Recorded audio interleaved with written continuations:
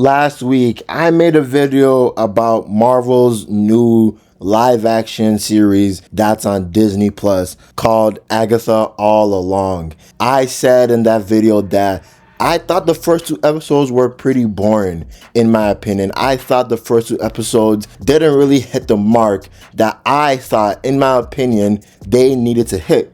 But in the episode that they just dropped this week, I'll be honest with you, this episode 3 is leagues better than episodes 1 and 2 because episodes 1 and 2 were boring. They did not have any stakes. They didn't have anything that you needed to complete and to accomplish in this certain time. And if you didn't do it, if you didn't accomplish this certain thing at this specific time, something drastic happens. The first two episodes did not have that feeling.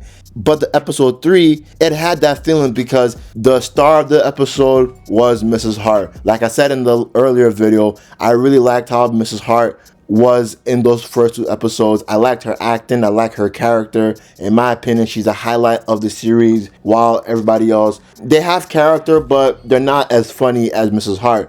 But she's the highlight of the episode, in my opinion, because when all of the witches, after the events of the first two episodes, after the events of episode 2, when they now go down that well, that stairway into this place, because all these witches, these coven of witches, with Agatha, with every single other character in the show, they have to do these trials and tribulations so that they can regain their power, and also they can actually run away from the problems that Agatha is facing, because they're basically having to fix Agatha's problems. And this episode, I'll say that the characters had more chemistry with each other, and especially when all of the witches plus the teen plus Miss Hart went into that house. It was a magical abandoned house that was set for all of these witches to go in there to do what they need to do and to go to the next step. But something happens that causes shit to hit the fan when they go inside this house. Now, Agatha, Mrs. Hart, Lilia, Alice, the teen, and Jennifer, they venture in the house. They see that it's nice. And even before they venture in the house, Mrs. Hart, she's kind of having not a mental breakdown per se, and not a panic attack per se, but she just had enough. She's thinking that she's being kidnapped. She doesn't like this party that Agatha has gathered everybody together. She is trapped. She is lost. She wants to go home. So before they go inside the house, she is already having a fit, and they had to find her. And when they found her, she almost got sunken down into the platform that they were on. So she almost died early on in the episode. But then later in the episode, we're starting to see that, she is trying to wind down. She's trying to see the greatness of this house. When the other witches were complaining about how the house looks stale or the house looks too good to be true, she is like, oh, this kitchen is wonderful. I love looking at this kitchen. And she is just trying to live life in this little time period that they have. But there's something that they see, specifically that Mrs. Hart sees, that causes the fate of this episode to be determined, because what she sees is a glass of wine, or to be more specific, a bottle of wine. And they're wine lovers, so Mrs. Hart instantly says, oh, hey, there's wine here, do you guys want to drink some? They blindly and foolishly drink that wine, not knowing that it's poisonous. And this poisonous has like 3 steps. The first step is that you get that Kylie Jenner face, you get that Kylie Jenner lips, the Kylie Jenner challenge, and when your lips just get sunken in, and you also get like big cheekbones, your face is enlarged and it's puffy. Then the second step is hallucination.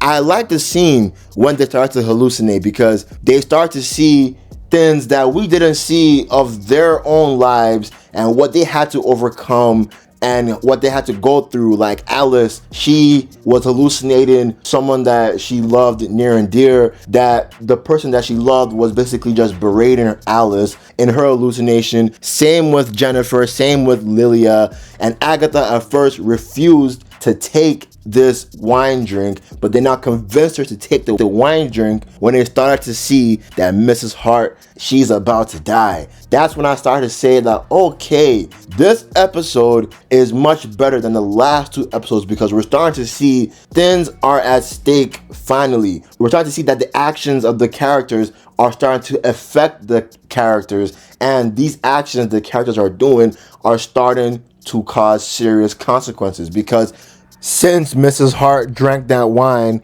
and also since she's not a witch, even though the other witches have lost their powers, she was never a witch. So it actually affects her faster. So now there's a clock and there's a timer to save her. They have to go through a lot of things, have to stop a lot of hallucinations. They have to do and conjure up a lot of different ingredients to create this potion to try to save Mrs. Hart, but it's too late, because when the timer stops, there's a big flood that comes inside the walls of the house, causing the house to nearly get completely flooded and the witches to die. Then I find a gateway and a doorway to leave the house, and when they left, it was pretty sad when I saw this scene, because we saw that Mrs. Hart died, or what we think she died. We don't know if she'll come back, but for now she's dead. And I was like, damn, they didn't have to kill off, in my opinion, the best character of the show. I really liked Mrs. Hart. I liked her scene. She's very funny, in my opinion. And like I said in the first 2 episodes,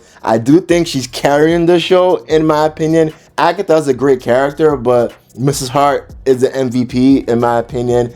I don't want to say the other characters are bland, but I just like Mrs. Hart that much better. But we'll have to see the next episode, man. I'm going to be honest with you. This episode, it kind of proved me wrong, but my statement still stands that the first 2 episodes were boring and were stale and were dry. But episode 3 is when things, in my opinion, are starting to get better and the story is starting to get more interesting. So we'll have to see in episode 4 if they can keep this momentum. And if they do, I think this show could actually be good, because episode 3 was good, in my opinion. That's the end of the video. I'm out. Peace.